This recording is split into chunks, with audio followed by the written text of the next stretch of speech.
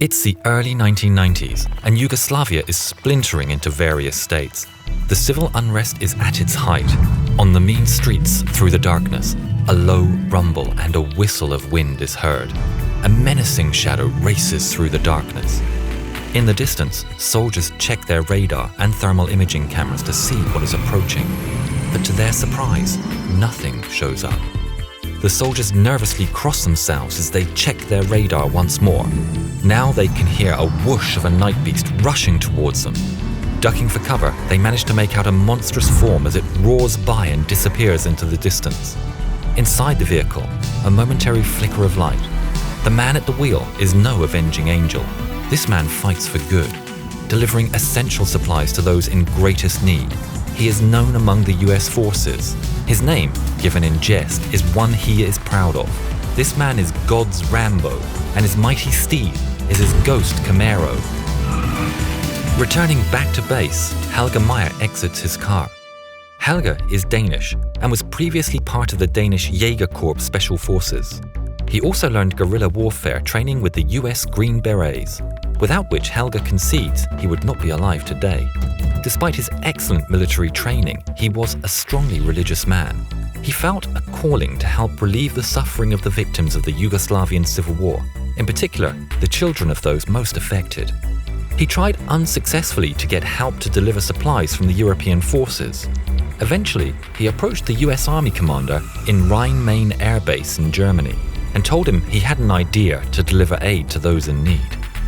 The former Yugoslavia was a lawless place at the time, and aid trucks rarely got through the perilous journey to get to the starving population. The roads and streets were strewn with rubble, frequently mined, and the Civil War meant that there were many forces that wanted to stop aid getting through, including bandits who would want to get the supplies for themselves. Helge, in particular, wanted to help the most vulnerable, the children and the elderly. Desperate to do something to help, the US commander agreed to Helge's daring plan. Helge purchased a donor car from a US serviceman, a 1979 Camaro, and he and a small team got to work. A group of young men in a US Army base working on a Camaro was the recipe for a rather special custom job. The Camaro was totally stripped down. Armor was welded onto the underside and sides of the car. The side windows and rear windows were replaced with steel plate, creating somewhat of a blind spot. Thermal imaging cameras and night vision cameras were added, along with run-flat tires. Ground-to-air radio was installed so that he could constantly be in contact with air support. Due to the ever-present danger on the roads, the front of the car was fitted with a mine-clearing blade, which gave the car a Mad Max appearance.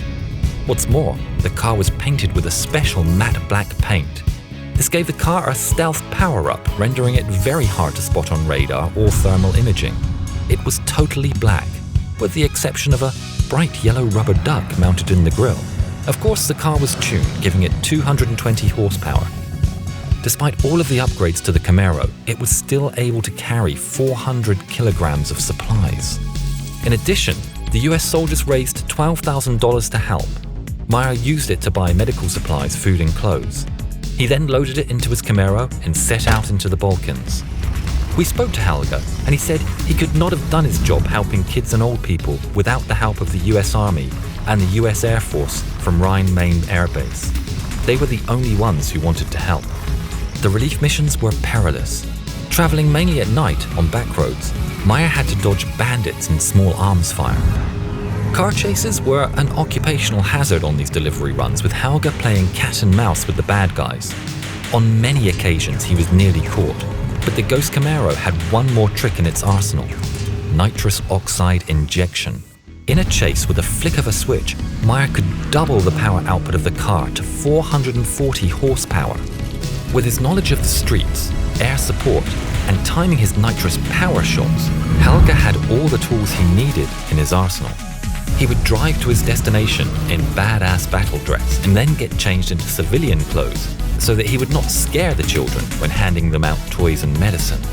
Lieutenant Colonel Blaine W. Hyten of the US Air Force said of Helge, "You are truly one of a kind, extending to the children of Bosnia a hope for a better tomorrow.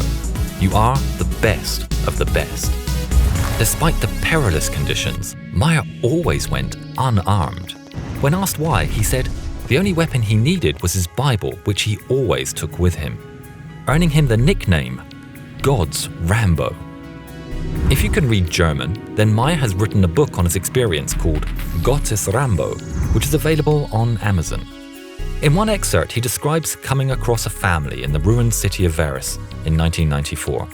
In the middle of the ruins, I examined the surrounding area with my detector, which reacts to body heat. It displayed body heat in the opposite ruin. I saw candlelight through the boarded-up door. I knocked, and the candle went out immediately. After knocking again and saying, "Mr. Meyer, US Army," an old man opened the door and asked me inside. A young woman was present with her newborn baby. Everyone was dirty and clearly malnourished, and I got soap, water and food and baby food from my Camaro. The young mother washed herself and her child and gave the newborn something to eat. We sat around the candle silent for a while, the old man carefully reading his Quran and I in my Bible, which is my constant companion. Then I pulled back into my car and was about to slip into my sleeping bag when someone knocked on my window. It was the young woman who put her baby on my bare chest. I will never forget this moving moment in my life. Meyer conducted over 100 supply runs on what was dubbed the Bosnia Express, doubtless bringing relief and hope to many lives. He now lives in Germany. He still has the Camaro. It's been painted bright orange and it has over 100,000 miles on the clock. In a 2018 interview with the Danish newspaper Ringkøbing Dagbladet, he said that he doesn't want to be thought of as a hero, but someone who wanted to help children. He said, "I want to tell you that it is useful to do something, even if you are alone and the circumstances are fatal. And you don't have to drive into a war zone in a Camaro filled with medicine and toys for children. I could do that because I had the military training and my special connections.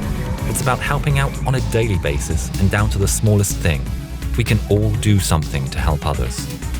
We would also like to thank Helge Meyer for helping us with the details on this script. Any errors are entirely our own.